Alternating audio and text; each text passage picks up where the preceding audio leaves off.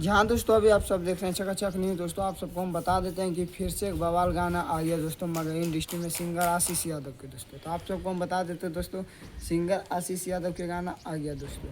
और ये भी गाना के टाइटल है दोस्तों शरारती पियवा, जो काफ़ी अच्छा गाना है दोस्तों और काफ़ी बेस्ट गाना है दोस्तों। बात करें दोस्तों गाने के, तो गाने काफ़ी अच्छा लगता है दोस्तों सुनने में। बाकी आप सब जाकर सुनिए दोस्तों।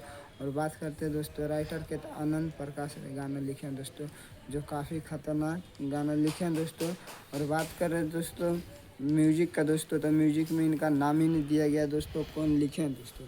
और बात करें दोस्तों गाने के, तो गाने आशीष यादव भोजपुरी इंटरटेनमेंट पर आप जहाँ भी जाइएगा दोनों पे मिल जाएगा दोस्तों सुनने के लिए। दोनों पे आप सब जाके सुनिए, और नहीं तो यूट्यूब पे सर्च मारिए शरारती पियवा, तो आप सबको ये गाना मिल जाएगा दोस्तों। तो बाकी बात दोस्तों, आप सबको कैसा लगा दोस्तों अपडेट हमारा है दोस्तों चकाचक न्यूज़ का दोस्तों। तो आप सब सब्सक्राइब लाइक शेयर करें दोस्तों चकाचक।